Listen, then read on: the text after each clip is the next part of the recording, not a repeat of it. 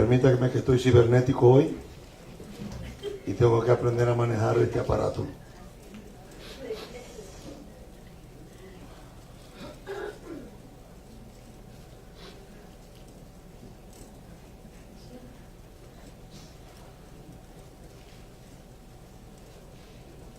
La parashá de esta semana se llama Shemot. Shemot no significa éxodo. Lo digo porque siempre la gente piensa que cuando nosotros decimos Shemot, la gente piensa que estamos hablando de nombres, de éxodo. Éxodo es la palabra griega que utilizaron los sabios de Israel cuando fueron a traducir la Septuaginta. La Septuaginta, que es la primera traducción del hebreo a otro idioma, se hizo al idioma griego. Y esa traducción, cuando los rabinos colocaron la palabra, cuando en hebreo dice Vaele Shemot, ¿verdad? En español usted lee la palabra, vaya a Éxodo rapidito conmigo al capítulo 1, que es donde estamos.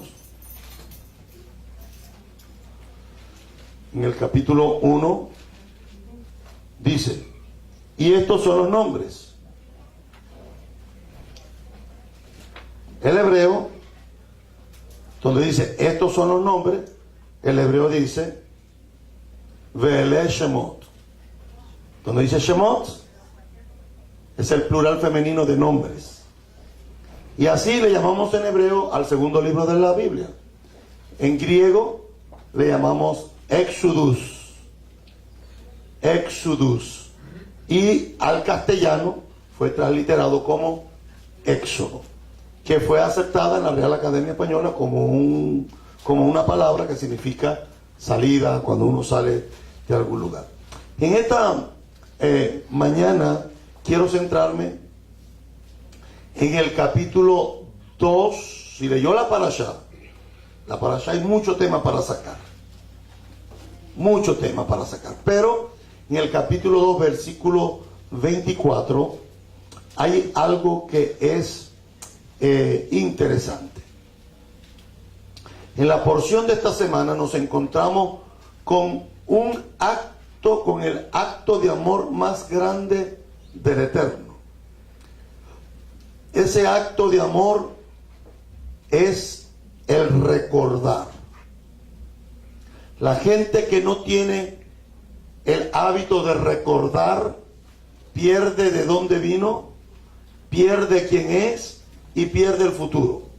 La gente que solamente vive en el presente, que vive en el momento, son gente que tienen una condición de vida muy pobre y sus expectativas están limitadas al tiempo y al espacio que están viviendo. Los que tenemos, usted no puede recordar el futuro. Usted no puede mirar hacia el futuro y recordar cómo va a ser su futuro. Sería bueno donde yo voy a estar hace 20 años más adelante, pero no puedo recordar el futuro. La Torá nos enseña que el hábito de recordar, aún el mismo Eterno lo puso en práctica. Porque cuando nosotros accionamos nuestro sistema cerebral para recordar, es cuando nosotros llevamos a nuestro cerebro hacia el pasado, y estando en el pasado, o sea, visualizando el pasado, recordamos las experiencias vividas, y esas experiencias vividas son las que nos motivan a poder seguir adelante. Quien no recuerde su pasado todavía no sabe en qué autobús está montado. Quien no recuerda de dónde Dios lo sacó, no sabe ni siquiera. Y no estoy hablando solamente en el ámbito de lo espiritual, estoy hablando también en el ámbito de lo secular, de lo normal. Cuando se nos olvida quiénes éramos nosotros, yo siempre he hecho broma con los que vivimos en este país, nos quedamos viviendo en este país, porque terminamos amando este país, pero con un corazón partido, una parte allá y la otra acá. Una parte se queda en el callejón o en la calle llena de huecos, y la otra con las calles pavimentadas de acá. Entonces, cuando nosotros se nos olvida de dónde venimos y estamos donde estamos, Si no recordamos de dónde venimos, el futuro es incierto. Y una de las cosas importantes es que cuando yo acciono mi sistema cerebral para que me lleve al recuerdo del pasado, eso me hace entender por qué yo estoy hoy aquí y hacia dónde voy. Si yo no entiendo el pasado, no entiendo lo que está pasando aquí y mucho menos voy a entender lo que va a seguir sucediendo. Y es importante porque el acto de amor del Eterno, en uno de los actos más grandes de amor del Eterno, fue recordar. Hashem recordó muchas cosas en el transcurso de la historia de la humanidad. La primera vez que encontramos que Hashem se acordó de algo fue cuando Noah fue librado del diluvio. Cuando usted va al libro de Génesis, capítulo 8, versículo 1, encontramos, dice, y se acordó Elohim de Noah, y oído, y se acordó también de los animales y de todas las bestias que estaban con él en el arca, e hizo pasar Dios un viento sobre la tierra y disminuyeron las aguas. Si no hubiese sido que Dios se acordó de Noah, que andaba en el arca divagando, porque entienda que el arca no tenía timón, el arca andaba divagando en medio del diluvio, de la inundación, y no fue hasta que Dios no se acordó que Noah no estaba allí, no quitó la lluvia, seguía lloviendo, y se acordó Dios de Noah. Pero ¿qué fue lo que le hizo que se acordara de Noah? ¿Qué le recordó? ¿Por qué se recordó de Noah? ¿Por qué se acordó de Noah?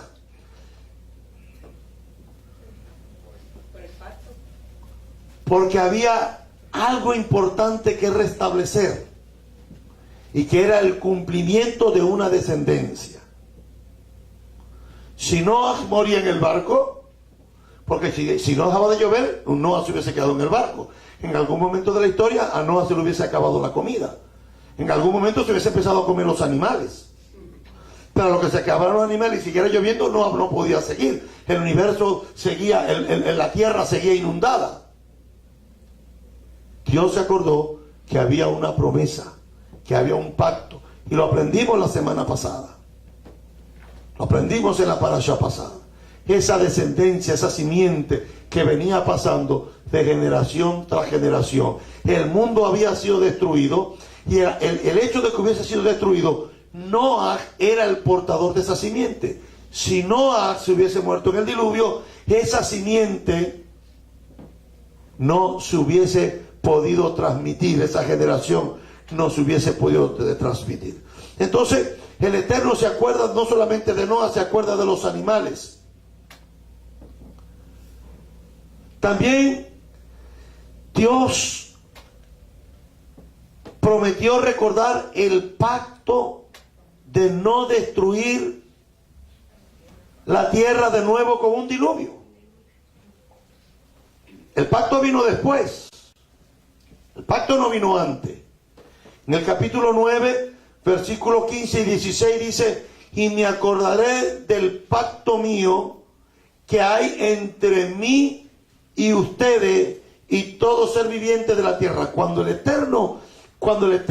Noah sale del arca y pone los pies en la tierra, Hashem no solamente hace un pacto con Noah, hace un pacto con los hijos de Noah, con las mujeres, con las esposas de sus hijos y con los animales. Dice el versículo 15: y me acordaré del pacto mío que hay entre mí y ustedes y todo ser viviente de toda carne, y no habrá más diluvio de aguas para destruir toda carne. Estará el arco en las nubes, y lo veré, y me acordaré del pacto perpetuo entre Elohim y todo ser viviente, con toda carne que hay sobre la tierra. Cada vez que usted ve el arco o el arco iris, Hashem mira ese arco y se acuerda que hizo un pacto con la única gente que había, que era con Noah y con su descendencia. Dios también se acordó de Abraham. En el capítulo 19 del libro de Génesis, versículo 29, dice: cuando la destrucción de Sodoma y de Gomorra, así que cuando destruyó Elohim las ciudades de la llanura, Elohim se acordó de Abraham y envió fuera a Lot de en medio de la destrucción, al asolar las ciudades donde Lot estaba. La bendición de que Lot preservara su vida no fue en base a los méritos de Lot. La bendición de que Lot preservara su vida habían sido en base a los méritos de Abraham, la fe de Abraham. No dice, y Dios se acordó de Lot que estaba en Sodoma y Gomorra.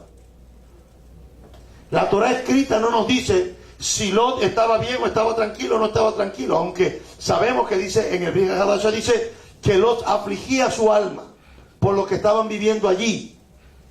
Pero cuando nosotros leemos en la Torah escrita no nos especifica qué era lo que estaba haciendo Lot, pero dice la Torah que Hashem se acordó de Abraham, no de Lot. Lot era su primo. Se acordó fue de Abraham. ¿Y de qué se acordó? ¿De qué se acordó de Abraham? De la conversación que habían tenido en el capítulo 18. ¿Cuál era? ¿Destruirás tú si hay 50 justos? ¿Destruirás la ciudad por 40 justos, por 30 justos, por 20 justos? Dios se acordó de Abraham y hizo que la vida de Lot fuera preservada. Dios se recordó de Raquel para librarla de su falta de hijos. Génesis capítulo 30, versículo 22.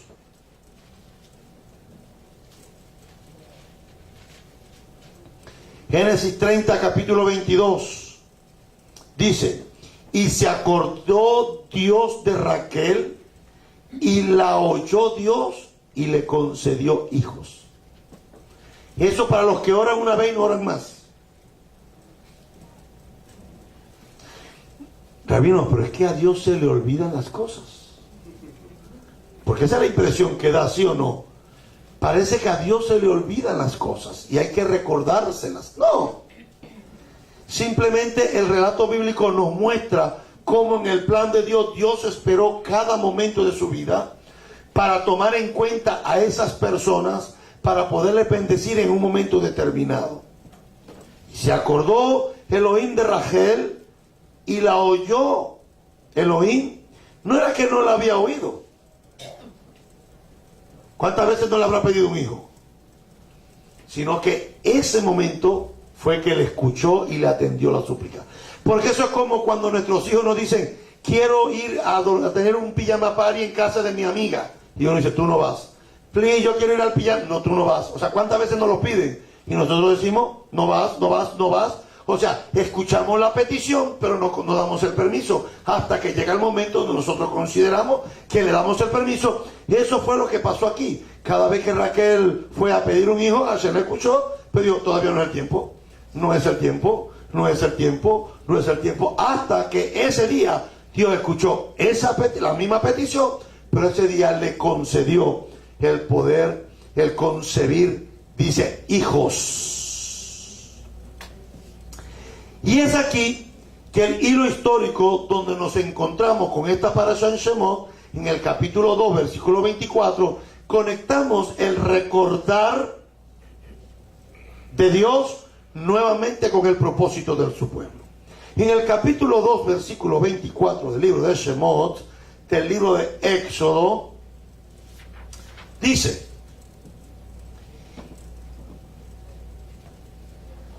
y escuchó Elohim el lamento de ellos, y Elohim se recordó de su pacto con Abraham, con Isaac y con Jacob. Es interesante porque ya Hashem le había dicho a Abraham que el pueblo de Israel iba a ser llevado a una tierra extraña. Nunca le dijo que era Egipto, le dijo a una tierra extraña. Y allí serán esclavos. Y es importante porque la parashá, en el transcurso de la parashá anteriores nos dimos cuenta que en la historia Hashem es el que mueve los hilos. O sea, la historia es la marioneta del Eterno para poder llevar a cabo todo lo que Él quiere que hagamos. Por más que tú quieras rebelarte contra el Eterno, al menos que llegue al nivel de la apostasía, ¿no? Que te rebeles completamente ante el Eterno. Pero en las decisiones voluntarias que nosotros tomamos, en las decisiones voluntarias que pensamos que son las que más nos convienen, en ese andar de la vida, Hashem tiene control cada uno de nuestros pasos. Y es importante porque cuando Israel llega y Dios crea un hambre, no todos los problemas que vienen a tu vida es porque la gente es mala, porque la gente te tiene envidia. Todos los problemas que vienen a veces en nuestra vida, todo está en control de la mano del Eterno. Si nosotros no entendemos que más a los que aman al Eterno, todas las cosas, repita conmigo, todas las cosas, repita conmigo, todas las cosas, la suegra, el suegro, los cuñados, la familia del novio, la familia de la novia, el vecino, el jefe, el rabino, el hermano, el vecino. Porque ahí dice, todo el mundo la tiene agarrada conmigo. Pues yo no sé por qué la tienen agarrada conmigo. Bueno, pueden ser dos cosas. Pueden ser que Dios nos esté enseñando cosas. O la otra es que el problemático eres tú. Amén. Llega el tiempo en que Dios crea un hambre, porque si no crea el hambre, Jacob no se va con sus hijos para Egipto.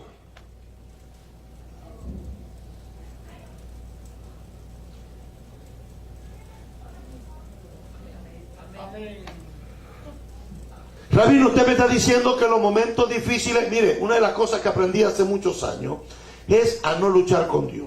A veces mi carne quería estar en un lugar y mi espíritu quiere estar en otro.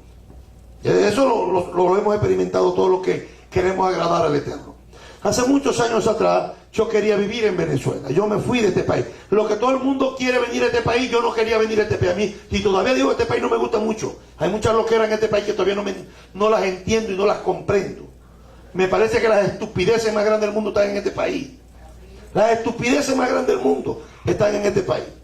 Ahora imagínense, llego aquí, todo el mundo contento, me voy para Miami y yo llorando en Venezuela, en el aeropuerto, yo no quiero ir, yo no quiero ir. Me monto en el avión, llego aquí, no me gusta. Los cubanos me caen mal, los nicaragüenses me caen como una patada en el hígado. Los colombianos ya los tengo hasta aquí porque desde Venezuela los estoy oliendo. Todo el mundo me caía mal. El Mickey Mouse le quería arrancar las orejas al Mickey Mouse. Uy, si el Pato Donald, cuando me caían mal, me voy porque mi país sí es grande. Me monté en el avión y me fui para mi país. Cuando llegué a mi país, qué hermosos los huecos que habían allá. Eso era hermoso, los huecos. El arenal aquel. La gente maleducada pasándose los semáforos. Y después dije, esto no me gusta, yo me regreso para Miami. Me monto en el avión, me vengo para Miami. Me vengo en Miami y no me gusta. Y un día le dije al Eterno, Señor, yo estoy mal, soy un bipolar, ¿qué me pasa? Porque no me gusta aquella cosa donde nací, pero tampoco me gusta esta. ¿Será que soy de Júpiter, de Saturno? Muéstrame qué pasa conmigo. Ese me dijo, es que lo que pasa es que no entiendes que hay un propósito contigo y tú no entiendes el propósito. Tú quieres hacer lo que tú quieres, pero yo tengo un propósito contigo diferente. Y hasta que tú no entiendas que el propósito mío es que te quedes aquí, y hasta que no lo entiendas te vas a ir para allá y para acá, para allá y para acá, para allá y para acá, para allá. Aquello no me gusta, aquello está malo, vengo para acá, aquí tampoco me gusta. Me voy para allá, no, aquello no me gusta, vengo para acá. Y un día iba manejando en la radio, me acuerdo como a las 6 de la tarde, prendo la radio y oigo un programa mesiánico. Y cuando vi aquel programa, wow. Bueno, hasta el día de hoy, wow. Y llegué, y el día que levantamos al salón, se me quitó la bipolaridad esa patriótica que tenía. Y ahora tengo una sola patria para donde quiero ir. Una sola. Yo no sé si usted quiere pasar, pero yo me quiero ir para Israel. El que quiera el pedacito mío de Jayalía, se lo doy. El que quiera la mía de Maracaibo, también se la doy. Mientras mis ojos estén atisbando hacia el este, hacia la tierra de Jerusalén, y allí esperaré a mi Redentor. ¿Sabe qué es lo que pasa a veces? Que Dios tiene que crear circunstancias en nuestra vida para irnos mostrando su plan. Y a veces me puedo tardar 11 días, a veces me puedo tardar ¿cuánto? 40 años. 40. Y Dios, mire, acuérdese que Dios no se muere. Dios no se cansa. Dios es eterno. En cambio nosotros somos perecederos. Nosotros nos cansamos, nos agotamos. Y Dios dice, a ver, ¿para dónde? ¿Para allá? Para allá no es para acá. Pero si quieres para allá, yo te voy a esperar que te deje con la pared. Para allá la voy a tumbar. Y ahí nos damos con la pared, y nos damos con la pared, y nos damos con la pared, y nos damos con la pared. Y la pared no se cae. Y hacen mirándonos aquí diciendo, es para allá, mira. Pero allá, pero yo quiero que vaya para allá. Allá no sirve, donde tú sirves aquí.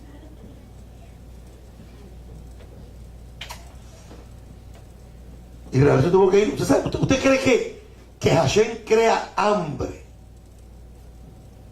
para enseñar cosas? No, es que lo que le enseñan hoy a la gente es que todo te va a ir bien, que todo es la maravilla, que todo es la quinto, que todo es lo mejor que te va a pasar en el mundo. Si no te pasan cosas buenas, reprende que eso no es de Dios. No. Hashem crea momentos difíciles en nuestras vidas para que en esos momentos difíciles tú puedas entender que tu vida no la gobiernas tú solo. Que una hoja de un árbol no se mueve si no es su voluntad. Y nosotros valemos más que las hojas. Entonces es importante poder entender el propósito. Dios crea el hambre, Jacob entiende que y manda a los hijos. Jacob, oído, se queda ahí en la tierra de Canaán. Y te ve allá y ya José estaba ahí. Lo sacan. Ya era el virrey.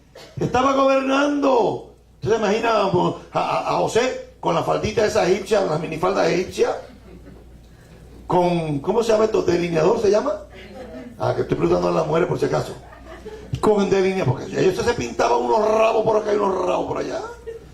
Y con el pecho vestido como un egipcio.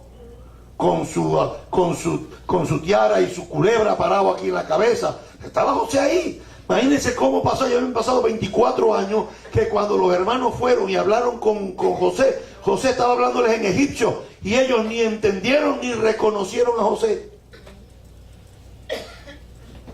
Imagínense los años que había pasado. Es que nadie se iba a imaginar que el hijo de Jacob estaba como el virrey en el imperio. Y mire qué interesante. Dios fue llevando todo de tal manera que el plan de Dios, que es perfecto, se pudiera cumplir en el momento exacto. En el momento exacto. Dios, cuando analizamos ese hermoso texto, en el capítulo 2, versículo 24 dice, y escuchó Elohim el lamento de ellos. Y cuando usted escucha el lamento, el llanto, el dolor de un hijo, usted no se acuerda de otra gente. ¿Usted de quién se acuerda? A ver, si usted oye a su hijo llorando aquí, ¿usted de quién se acuerda? Pues usted se acuerda de su hijo. Oye, dejé el hijo en el cuarto, ese es el recuerdo que a usted se le viene. Si el hijo llora en el patio y usted sabe que está en el patio, el recuerdo le va a traer que mi hijo está en el patio. Y usted va a buscarlo, pero es que el texto aquí no dice eso. Dice que escuchó Elohim el lamento de ellos, o sea, del pueblo de Israel que estaba esclavo en Egipto. Y Elohim se acordó de su pacto con Abraham, con Isaac y con Jacob. Hashem no saca al pueblo de Israel de Egipto porque tiene lástima y compasión y misericordia del pueblo de Israel que está en Egipto. Porque no es la liberación de Egipto movida por la gente que está llorando o afligida allí. Hashem saca al pueblo de Israel de Egipto porque se acordó que hizo un pacto con Abraham, lo confirmó con Isaac y lo ratificó con Jacob. Vaya otra vez al capítulo 2, versículo 24 y léalo conmigo. Y escuchó Elohim el llanto de ellos, y Elohim se acordó de su pacto con Abraham. En español dice Abraham, con Abraham, coma, Isaac, coma. Dice, y Jacob. El hebreo dice, y se acordó de su pacto con Abraham, coma, con Isaac y con Jacob. Dios se acordó del pacto de Dios con Abraham, con Isaac y con Jacob para librar a los israelitas de la esclavitud egipcia. No se estaba acordando de ellos que estaban allí cumpliendo los 400 años de esclavitud. No se acordó de la aflicción de los que estaban allí llevando latigazos y teniendo trabajo duro y fuerte. Dice que Dios se acordó del pacto. ¿Y qué incluía el pacto? El pacto incluía que cuando ellos llegaran a esa tierra extraña y fueran esclavizados, Dios los iba a sacar de allí. Entonces, el plan de Dios es perfecto. Usted no puede adelantarse al plan de Dios ni puede atrasarse al plan de Dios. Dios va a cumplir en su tiempo, lo que Él determine en su soberanía, en su reinado y en su poderío. Moisés llamó a Dios y le recordó, según Éxodo capítulo 32 versículo 13, Moisés le recuerda a Dios, le dice, acuérdate de Abraham, de Isaac y de Israel tus siervos, a los cuales has jurado por ti mismo, y les has dicho, yo multiplicaré vuestra descendencia. O sea, Moisés, cuando le está recordando al Eterno el pacto y la promesa, no está diciendo, saca a esta gente, pobrecita esta gente, porque esta gente se lo merece, porque esta gente ha sido buena, No, Moisés no le está recordando a la gente que está allí. La gente que está allí, Dios le ha dicho, la voy a exterminar. Le dijo a Moisés, yo extermino a este pueblo y te doy otro. Y Moisés le dice, no, acuérdate de Abraham, de Isaac y de Jacob, de Israel tus siervos, a los cuales has jurado por ti mismo. Porque dice la Biblia que cuando Hashem estaba pactando con Abraham, cuando el Eterno no consiguió a alguien más poderoso y más alto y más grande que él, ¿por quién jurar? Dice que Hashem juró por sí mismo. Por eso que no hay otro Dios. Porque si hubiese habido otro, lo hubiese jurado por ese Dios más grande. Juró por sí mismo que el pacto sería inquebrantable. A los cuales, o sea, a todos ellos, Abraham, a Isaac y a Jacob, le juraste por ti mismo. Y le has dicho en ese juramento, yo multiplicaré tu descendencia como las estrellas del cielo. Y daré a tu descendencia toda la tierra que he hablado. Y la tomarán por heredad, y me encanta la palabra para siempre. Repita conmigo, para siempre. Por eso el empeño del Eterno no es solamente la salvación de las almas. En el mundo cristiano, la salvación es lo más importante, las almas. Que se salven las almas. Sí, está bien, yo no estoy en contra. Yo creo que eso es importante, por la voluntad de que ninguno se pierda, sino que todos procedan al arrepentimiento. Pero una vez la persona está salva, ¿qué hacemos con ella? ¿La vamos a enseñar a vivir fuera de la voluntad del Eterno? Una vez la persona está salva, es como cuando digo yo, cuando una persona se hace ciudadana americana, el hecho de ser ciudadano americano no te da el derecho de evadir los impuestos en este país. Por el hecho de hacerte ciudadano norteamericano, no te da el derecho de violar las leyes de este país. La ciudadanía no te da derecho a violar, sino al contrario, a cumplir lo que está establecido. Que la salvación haya llegado a nuestra vida no nos da el derecho de violar la Torá. Que hayamos sido salvos por gracia no nos da el derecho de violar los mandamientos. Pareciera que estar bajo la gracia es una indemnización o una excusa o una licencia para pecar, para decir, no importa lo que haga, ya Yeshua te perdonó. No importa, ya Dios te perdonó. Dentro de esta bendición no solo estaba la descendencia, sino que estaba la tierra. Y la Torah es clara cuando dice para siempre. Porque hay gente que va a vivir disque flotando. No se ría. No se ría. Eso se llama teología dispensacionalista. Los pentecostales, los bautistas, algunos bautistas, tienen el concepto de que cuando venga la nueva Jerusalén se va a quedar flotando en el aire. Y los que se van en el rapto se van a que vivir en una ciudad flotando. O sea, la nueva Jerusalén no desciende. Ella desciende del cielo, pero se queda flotando. Los que están en el libro de la vida van allí, y los que no estemos, los que no van a estar en el libro de la vida, van a estar en el Gene, y los que salió en la gran tribulación se quedan en la tierra. Bueno, imagínense, Yeshua dijo, los mansos heredarán la tierra. Yo no encuentro la flotadera esa por ningún lugar, me perdonan los dispensacionalistas. Yo no encuentro que me quedo flotando en el aire. Juan claramente dice en el libro de Hitgalut, en el libro de Revelaciones, dice que él vio la nueva Jerusalén descender del cielo, ataviada como una novia. Y sabe, porque mire, Yeshua cuando desciende a donde, al Monte de los Olivos. Yeshua no se queda en el medio flotando. Yo no sé por qué le gusta quedarse en el medio la teología dispensacionalista. Yeshua dijo, este mismo Yeshua que habéis visto ir al cielo, ¿dónde estaba Yeshua cuando dijo eso? Estaba en la tierra, se estaba elevando. Este Jerusalén, este mismo Yeshua que habéis visto desde el Monte de los Olivos irse al cielo, así mismo vendrá, ¿a dónde? Al Monte de los Olivos, como está profetizado en el libro de Zacarías. Vendrá y pondrá su pie en el Monte de los Olivos, el Monte de los Olivos se partirá en dos y se hará una llanura para poder entrar en el templo en Jerusalén. Entonces es importante poder entender esto aquí, que no solamente tenemos la salvación, es lo más importante, sino que dentro de esas promesas también tenemos la tierra, donde vamos a vivir eternamente y para siempre, en la tierra de Israel, en esa nueva Jerusalén que va a descender del cielo. Dios promete recordar el pacto de Dios con Jacob, con Isaac, con Abraham, para liberar a los israelitas y la tierra de Israel.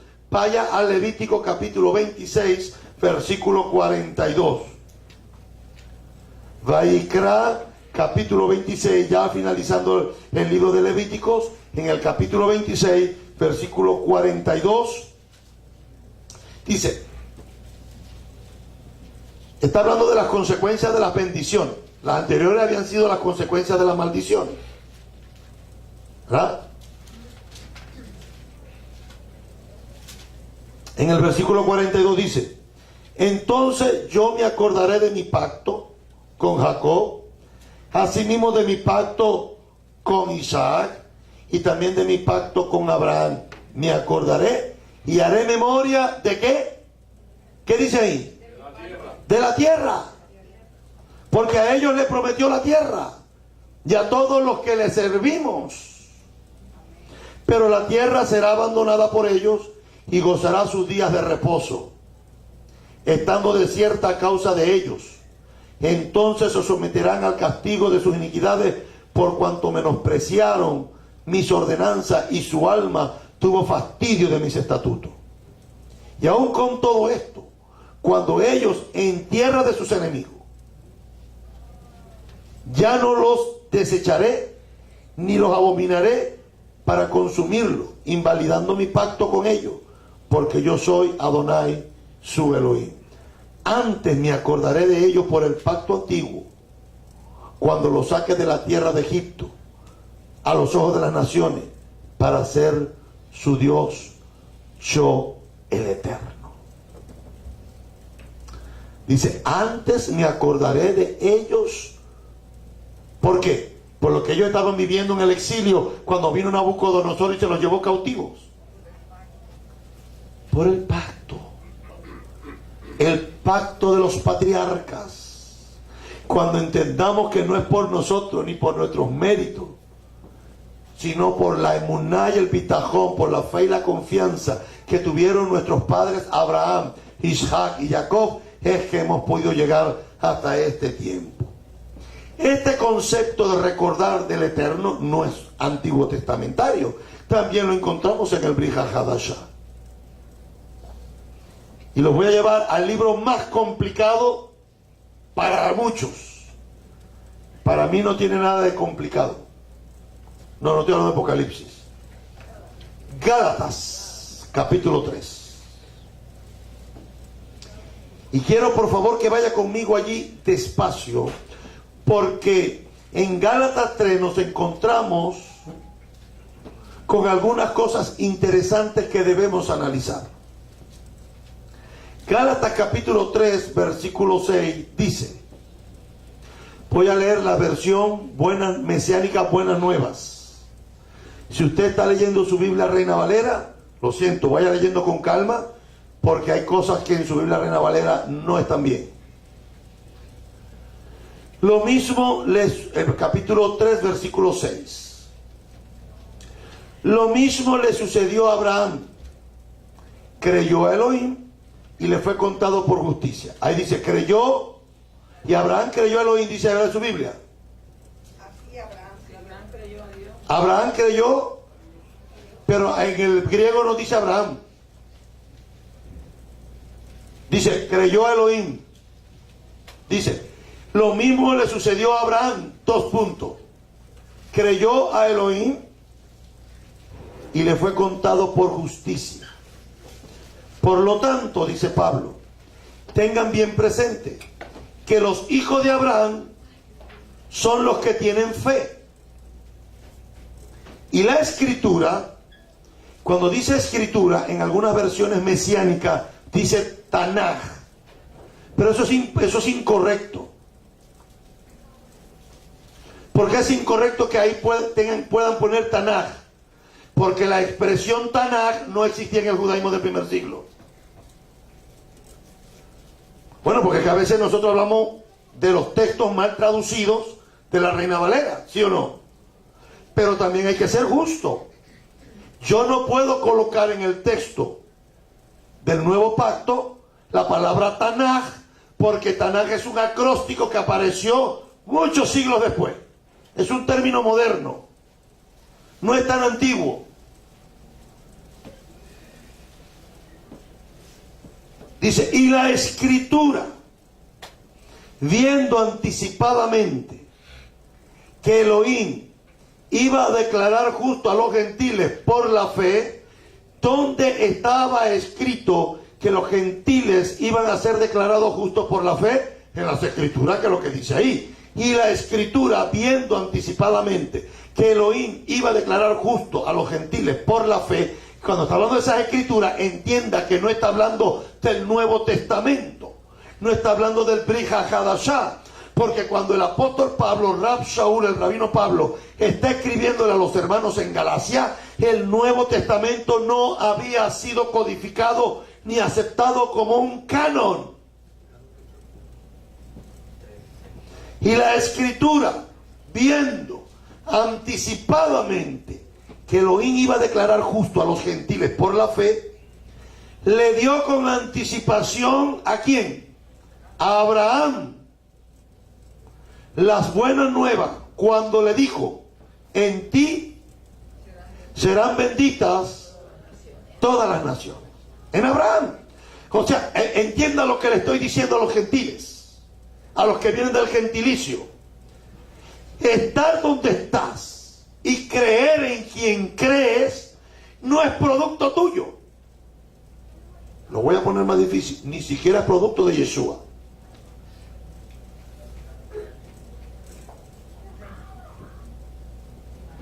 Porque la gente cree que Yeshua me salvó, yo soy salvo. ¡No!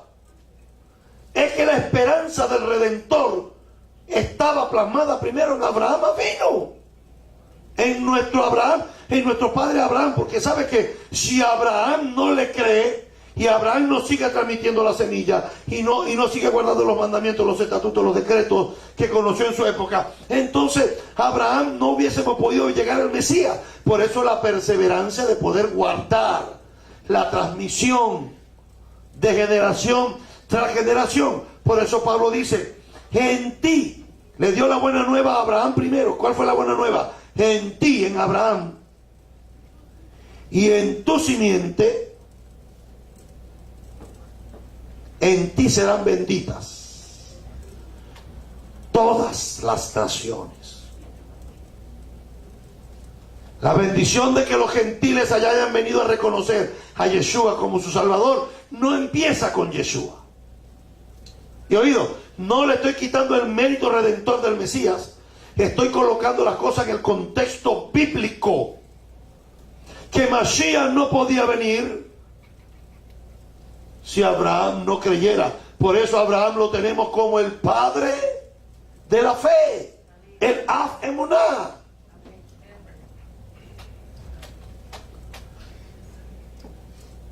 Me encanta ese versículo 8. Y la escritura, viendo anticipadamente que Elohim iba a declarar justo a los gentiles por la fe, le dio con anticipación a Abraham la buena nueva cuando le dijo, en ti serán benditas todas las naciones.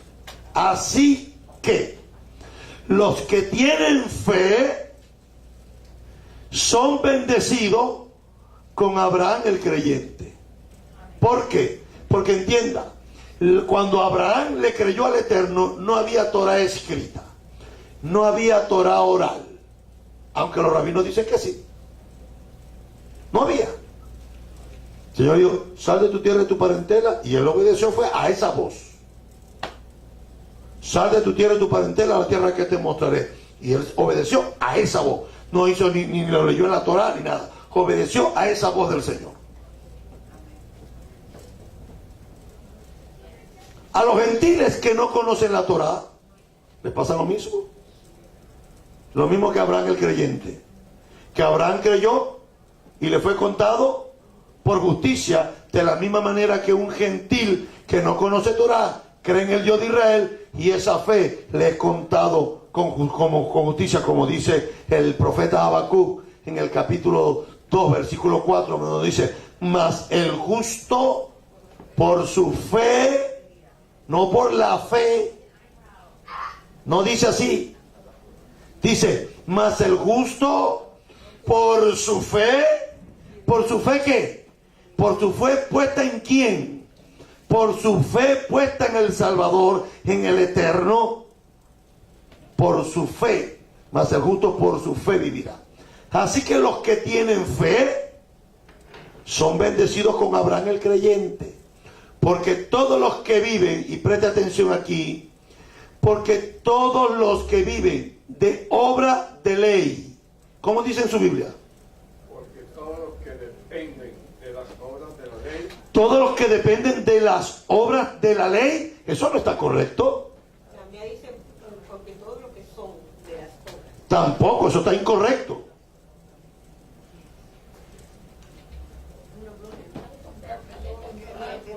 Ah, mira, ya empezó el gallinero aquí a hablar, espérense, estaban todos calladitos. ¿El griego no dice eso? La Reina Valera en ese versículo está mal traducida.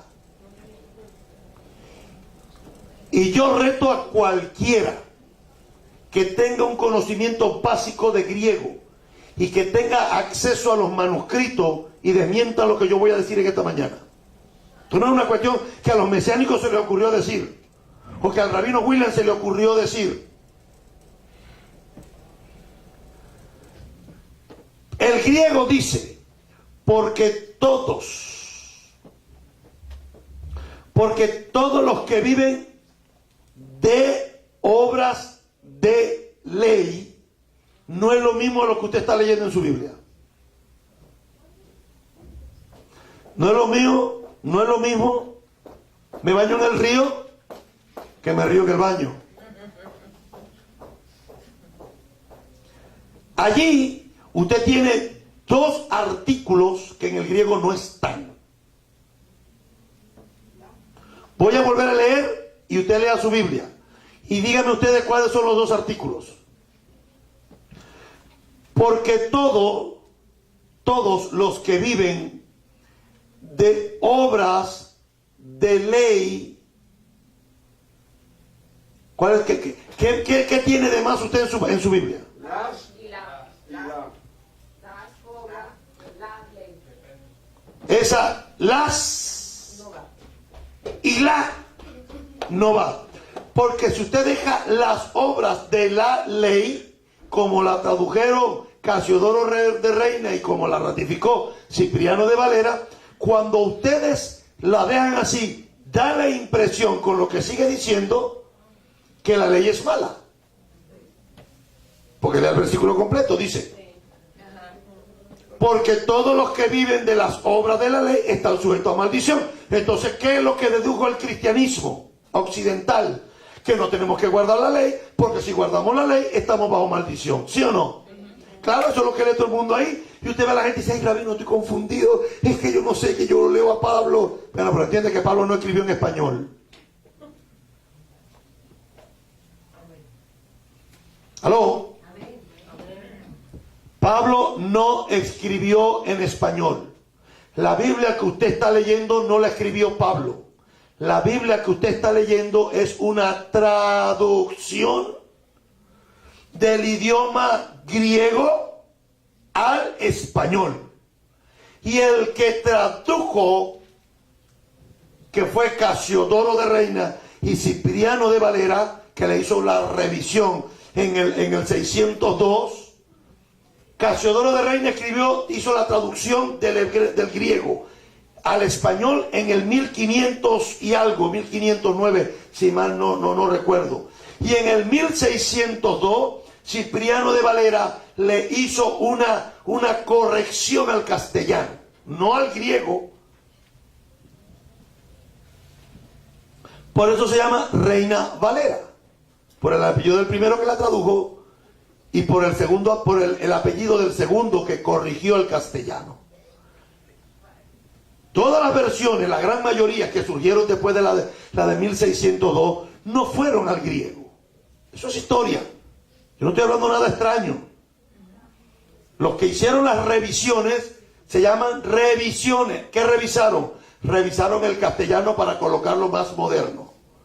Antes se decía, en vez de sí, se decía fi. El castellano antiguo no decían sí, decían fi. Entonces de pronto ya se decía así. Entonces hubo que cambiar el castellano y colocar en vez de FI, colocaron SI. Y así han ido. Antes le decíamos a las cocinas, le decíamos fogón. El fogón, el fogón, el fogón. Pero ya nadie usa fogón. Porque para usted decir fogón tiene que meter leña. Y aquí, bendito el Eterno, tenemos electricidad. Y en muchos países tenemos gas. Pero en algunos países le llaman fogón todavía a la cocina. Hoy le llamamos cocina. Hubo que actualizar el castellano. Entonces es importante porque ahí el griego no dice las obras de la ley. El griego no dice eso. El griego dice obras de ley.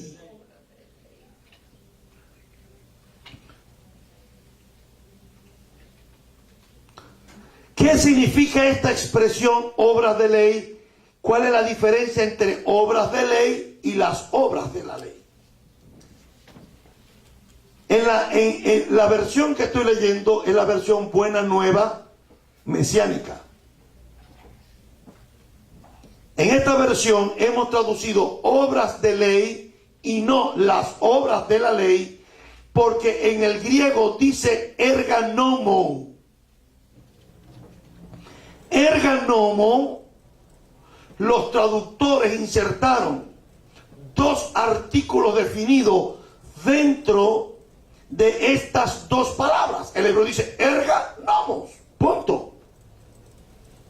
El las y el la está añadido en español porque en el griego no está. La frase, los dos artículos definidos dentro de esta frase que no se encuentra en el texto original griego.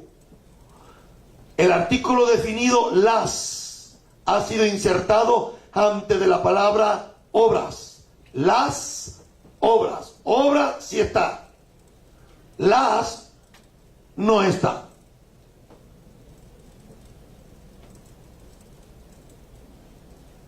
Y el otro artículo definido es la, antes de la palabra ley. Las obras de la ley. Haciendo que esto se lea incorrectamente como las obras de la ley. Dando la impresión al lector que estuviera hablando de las prácticas de la ley. Pero este versículo, sin los dos artículos injertados por el traductor en castellano, dice obras de ley, haciéndose referencia a las leyes tradicionales y halágicas de los sabios del judaísmo y no de la Torá escrita.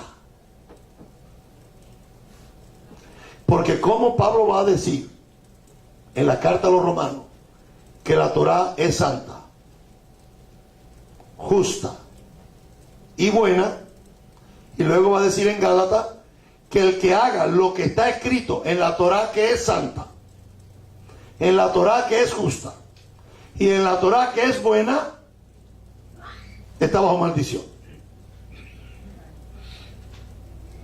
¿Aló? ¿No tiene sentido? Ahora, fíjese, volvamos otra vez al versículo, el versículo que estamos analizando. Dice: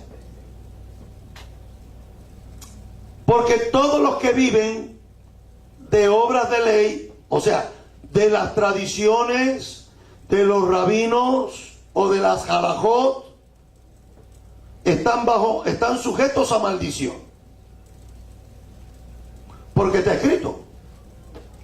¿Qué está escrito? Maldito todo aquel que no continúe haciendo todas las cosas que están escritos en el rollo de la Torá. Eso está escrito en la Torá. Eso es Torá escrita. Si tú dejas de hacer la Torá escrita por darle prioridad a la Torá oral, estás en problema. Cuando tú quieres invalidar la Torá escrita para darle prioridad a la Torá oral, estás en problema. ¿Te acuerdas cuando Yeshua estaba en Marcos, en el capítulo 7 de Marcos? Que estaban los discípulos, estaban comiendo pan sin lavarse las manos. ¿Te acuerdas el relato? Que los discípulos estaban comiendo pan sin lavarse las manos. ¿Qué dijo Yeshua? Yeshua llegaron los discípulos y dice: ¿por qué tus discípulos no se lavan las manos? Ahí no estaban debatiendo si se podía comer puerco o no. Ahí no se estaba debatiendo si se podía comer camarones o no. El punto de debate era: ¿por qué tus discípulos no se lavan las manos antes de comer pan? ¿Qué estaban debatiendo? ¿Una Torah escrita o una Torah oral?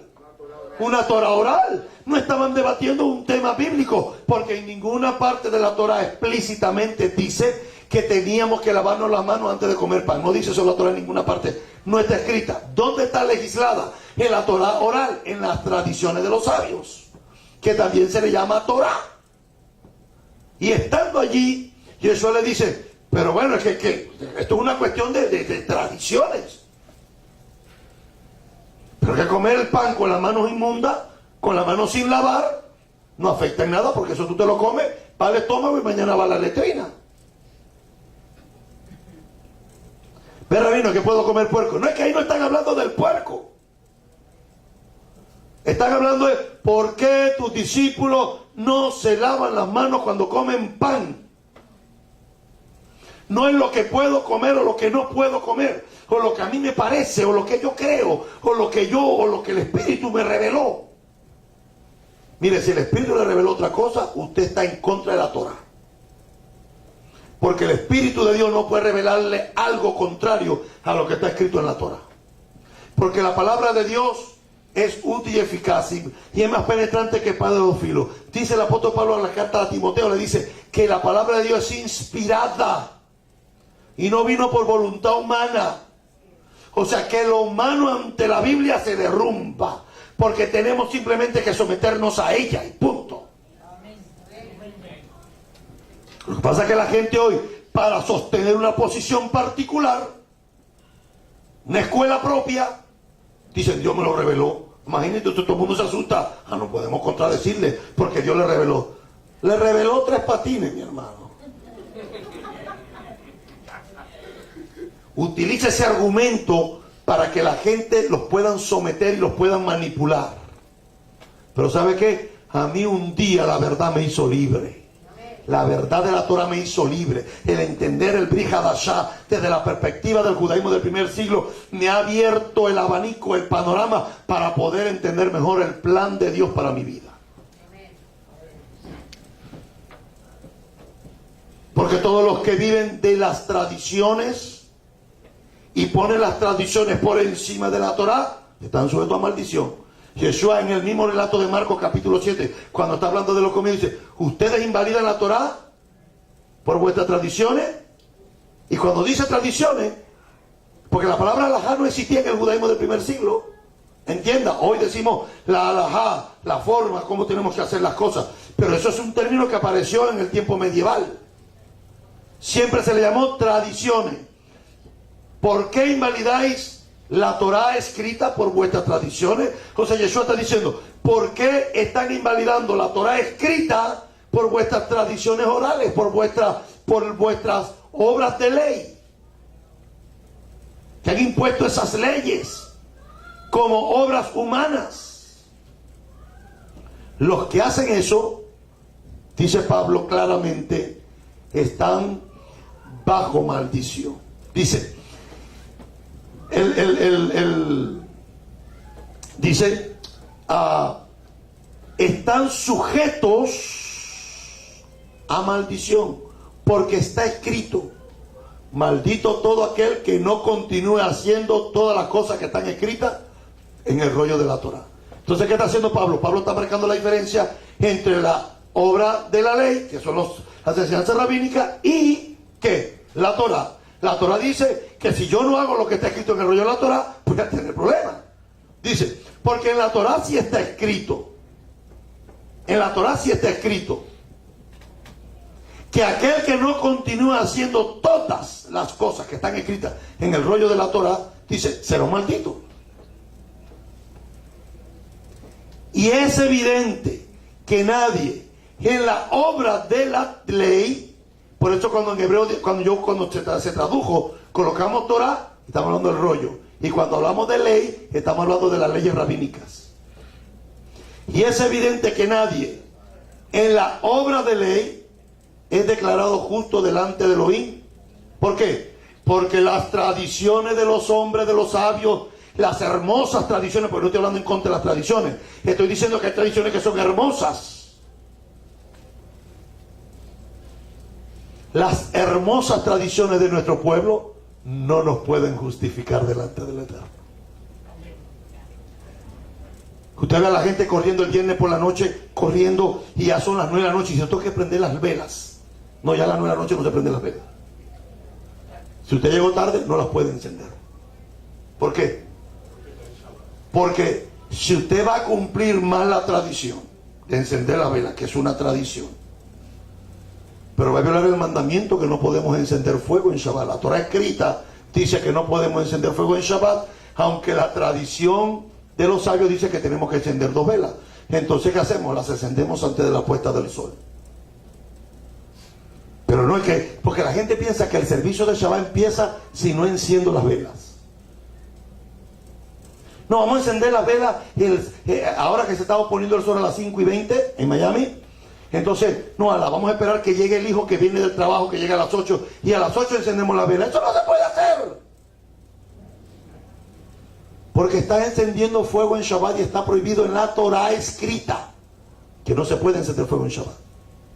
Entonces, no encendemos la vela y continuamos. Si queremos esperar al hijo que venga a las 9 de la noche del trabajo, entonces esperamos a las 9. Y a las 9 empezamos el ritual y la ceremonia y los cánticos y las bendiciones sin encender las velas. Entonces eso es importante, porque yo no puedo poner por encima de la Torah escrita la Torah oral. No puedo. Pero no quiere decir que estamos desechando la tradición. Porque yo creo que la tradición es importante porque es la que nos da la identidad como pueblo. Yeshua cumplió tradiciones judías. Esta semana hablé con alguien por teléfono que me llamaron y me dijeron, no, yo no cumplo las tradiciones, yo solamente soy la Torah escrita. A ver, ¿y cómo vas a celebrar el Pesaj sin el vino? ¿Cómo sin el vino? Claro, porque en Éxodo capítulo 12, donde dice que hay que tomarse 4 copas de vino en la noche del Pesaj, de la Pascua. ¿De dónde? Es que no hay ningún mandamiento en la Torah escrita de tomar vino en la noche del Pesaj. No hay. Rabino, ¿y por qué entonces en la noche usted nos hace beber 4 copas? Porque había una tradición estipulada por el rabino Hillel 100 años antes de Yeshua, que estableció las 4 bebidas de copa, y Yeshua no la contradijo. Yeshua se sentó a celebrar la tradición como todos los judíos, agarró la copa de vino y que le inventó y le dijo, no me importa, no me le habla, por el prija jefe.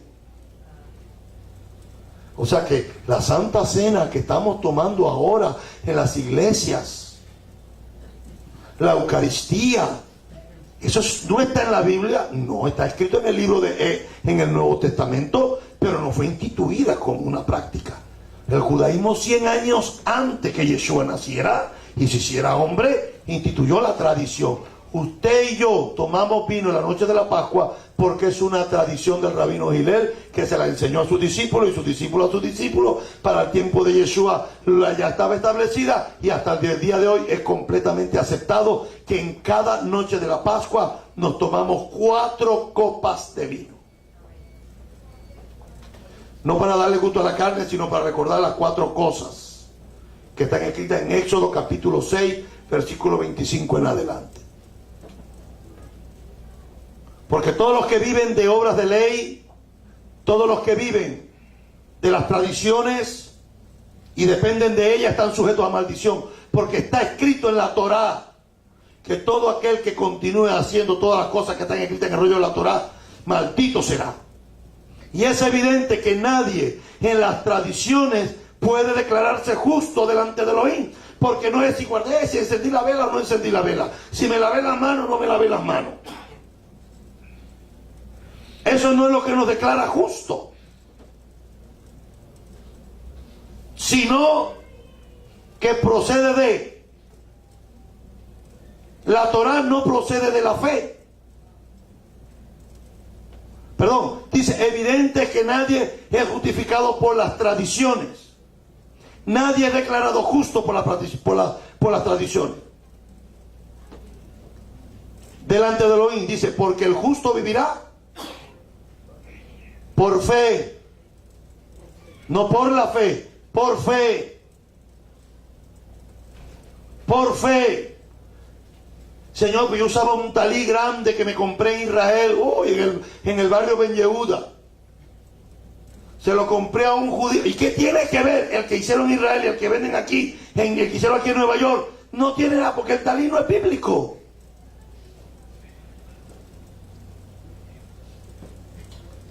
Pero es que me siento judío cuando uso un talí grande. Mire, siéntete judío cuando mire los tzitziot, los flecos. Porque los flecos en el tzitzit es lo que Hashem nos mandó a colocar en la vestidura. Para que cuando veamos los flecos, ¿qué tenemos que hacer? Nuestro corazón no se prostituya. Si tú no te pones una equipa y andas por la calle, nadie sabe bien. A lo mejor piensa que la gente piensa que eres católico.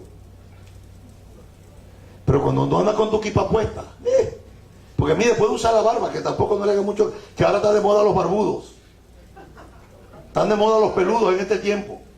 Ahí están todos los muchachos y la muchacha vuelta loca con el pelero en la cara de los muchachos. ¡Ay, qué hermosos los pelos! Es la moda, hermanos, no se pongan bravas. En su época, en nuestro tiempo, a las mujeres les gustaban los hombres peludos. Ahora las mujeres quieren hombres, los muchachos con aquel poco de pelo en la cara que parece un poco hormiga que le cayeron en la cara. Son los tiempos que nos tocó vivir.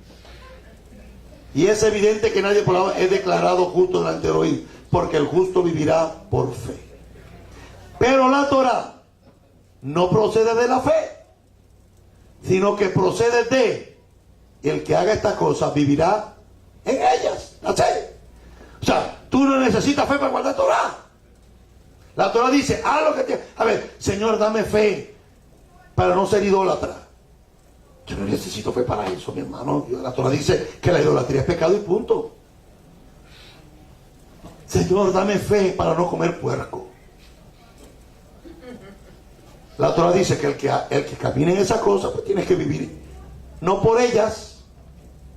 El que haga estas cosas, en su Biblia en español dice, vivirá por ellas. Pero el griego dice, vivirá en ellas. El Mesías nos redimió de una pena amenazante de la maldición de la Torah.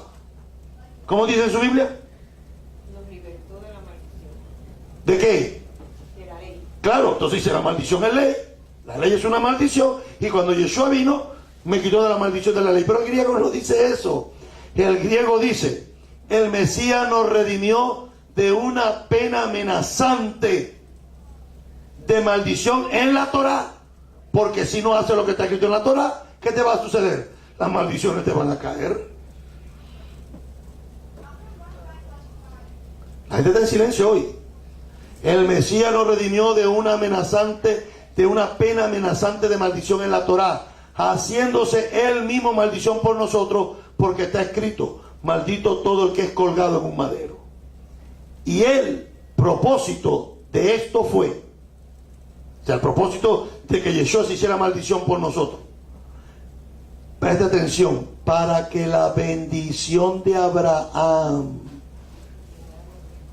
no por la muerte de Yeshua solamente, por la bendición de Abraham, para que la bendición de Abraham alcanzara a los gentiles a través del Mesías Yeshua. No es del Mesías solo. La bendición que le dieron a Abraham, ¿cuál es la bendición que le dieron a Abraham? En ti serán benditas todas las naciones. ¿Cómo las naciones se iban a aprovechar de esa bendición de Abraham? Cuando viniera su simiente, cuando apareciera el descendiente de Abraham, a quien le había dado la promesa, a quien se había hecho el pacto, el Dios de Abraham, el Dios de Isaac y el Dios de Jacob. El propósito de esto fue para que la bendición de Abraham alcanzara a los gentiles a través del Mesías Yeshua, para que por la fe y no en la confianza de las tradiciones recibiéramos el Ruach, el espíritu de la promesa. Hermanos, voy a explicarme en términos humanos. Vaya a la Biblia, vaya leyendo con su Biblia, que lo que usted tiene en esa Biblia está mal traducido. Todo lo que he leído está mal traducido. Si usted se pasó escuchando y no leyó la Biblia, se lo perdió. Hermano, voy a explicarme en términos humanos. Aunque sea un testamento de hombre, en su Biblia dice pacto, pero no dice pacto el griego,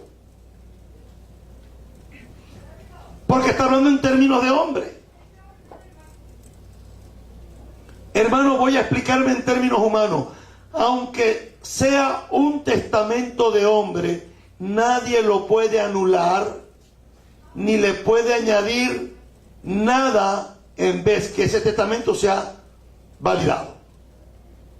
Ahora bien, las promesas le fueron hechas ¿a quién, dice Pablo? A Abraham, ¿y a quién más? Y a su simiente. No dice a las simientes como si se refiriera a muchos, sino a uno solo. Y a tu simiente, es decir, el Mesías. El Mesías. Dice, aunque sea un testamento de hombre, nadie le puede anular ni le puede añadir nada una vez sea validado. Ahora bien, las promesas le fueron hechas a Abraham y a su simiente. No dice a las simientes como si se refiriera a muchos, sino a uno solo, y a tu simiente, es decir, al Mesías.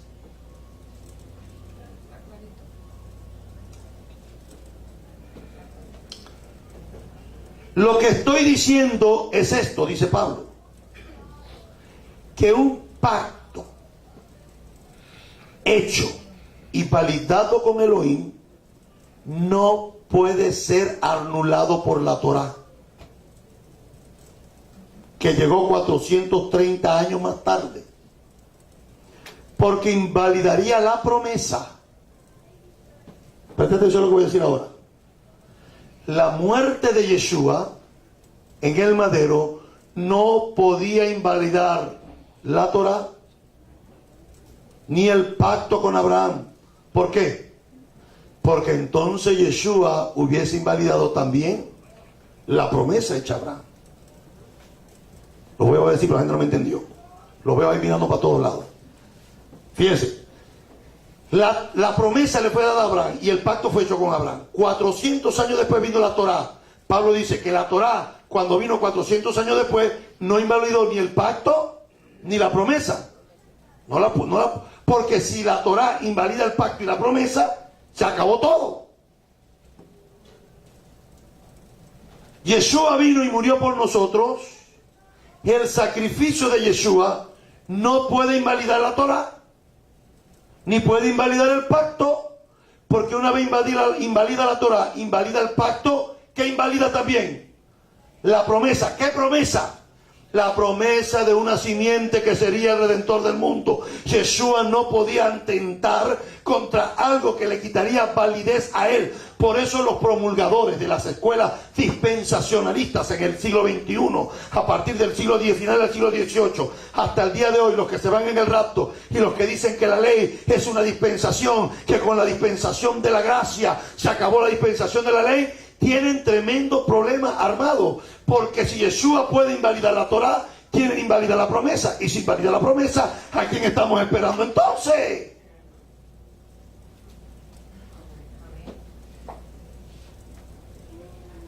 Son unos bipolares espíritus doctrinales. No puede ser. Yeshua viene a cumplir lo que está escrito, a cumplir la promesa hecha a Abraham.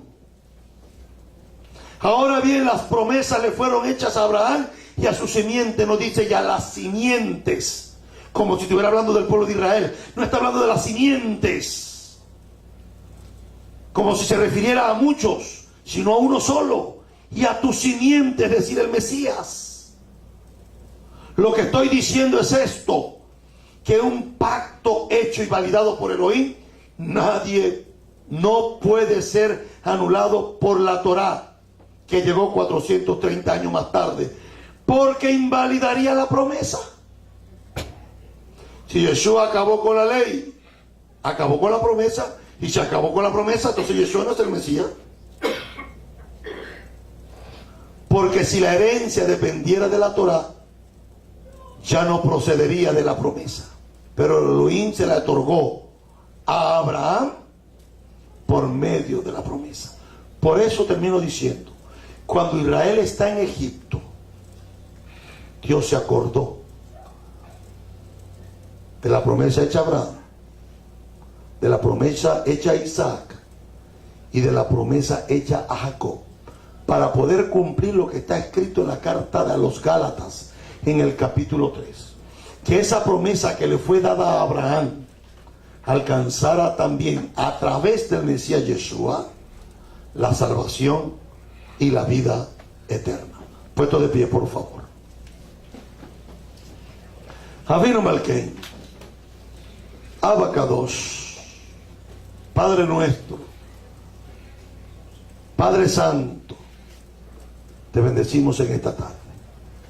Te damos gracias porque no necesitamos solamente una sola cosa, y es poner nuestra fe en ti.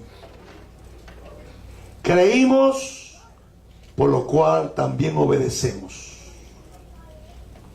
No creímos y pusimos nuestra emuná, nuestra fe en ti, para vivir una vida conforme a nuestros deseos y nuestra voluntad, sino que creímos y hemos puesto nuestra confianza en ti, nuestra fe en ti, para vivir conforme a tu voluntad. Y para vivir conforme a tu voluntad tengo que guardar la Torá, porque la Torá es buena, que es perfecta, que convierte en el alma. Nuestras almas se rebelan contra ti, pero tu Torá siempre nos lleva a caminar sometidos. Cuando en nuestras vidas tratamos de salirnos de nuestros caminos, también dijo el salmista que lámpara es a mis pies tu palabra y lumbrera mi camino. Señor, te damos gracias porque siempre te acuerdas del pacto de los patriarcas. Han sido por los méritos de ellos y por uno, por la simiente que tiene más mérito que los patriarcas. Yeshua Adonenu, Yeshua nuestro Señor, el Mesías de Israel, el Mesías del mundo entero, el Salvador y luz de tu pueblo para las naciones. Te pedimos por favor que nunca te olvides de nosotros, que te acuerdes de nosotros siempre, que te acuerdes de nuestro padre Abraham, de Isaac y de Jacob. Señor, porque Abraham también es el padre de los gentiles y el padre de la nación hebrea. Eterno, soberano Rey del universo, acuérdate de nosotros y haz que Mashiach venga por segunda vez pronto y en nuestros días. Prepáranos una buena semana, con paz, con bendición. Bendice la obra de nuestras manos cuando salgamos a buscar sustento. Ábrenos las puertas de tus bendiciones, que podamos alcanzarlas. Concédenos las bendiciones de los cielos, que el rocío nos impregne cada una de nuestras posesiones, físicas, espirituales, emocionales. Prepáranos una buena semana a cada uno de nosotros. Te pedimos, eterno Dios, que bendigas a los líderes del concilio, que bendigas por favor a cada rabino, a cada rosh del concilio, que los guardes, que les dé fortaleza para poder seguir adelante. Te pedimos por los proyectos de la congregación, te pedimos por terminar el piso y hacer Aron HaKodesh. Señor, que suplas las finanzas necesarias para poder llevar a cabo, Señor, los proyectos locales en nuestra comunidad. Que pases tu mano sanadora por los enfermos en esta mañana. Te pedimos por nuestra hermana Irma Rodríguez, te pedimos por la mamá de nuestra hermana Belkis, que pases tu mano sanadora y que tengas misericordia. Que te acuerdes de estas mujeres, Señor. Que pases tu mano. Que te acuerdes, Señor, del matrimonio de mi hermano Edrey y su esposa Stacy. Señor, que les concedas años más de vida y de bendición. Que a cada uno de nosotros nos bendigas en esta semana. Que nos prepares una semana buena, con paz, con salud y con bendición. En el nombre de Yeshua te lo pedimos. Y llevaré que Adonai veishmereja. Yaer Adonai panaveleja vijuneja. Y ya Adonai panaveleja veasem leja. Shalom. Que Adonai nos bendiga y nos guarde. Que Adonai haga resplandecer su rostro sobre nosotros y nos dé de su gracia. Que Adonai alce sobre nosotros su rostro y ponga en nosotros su paz. Beshem Yeshua Mashiach. Amén. Ve amén. Shabbat Shalom para todos mis hermanos.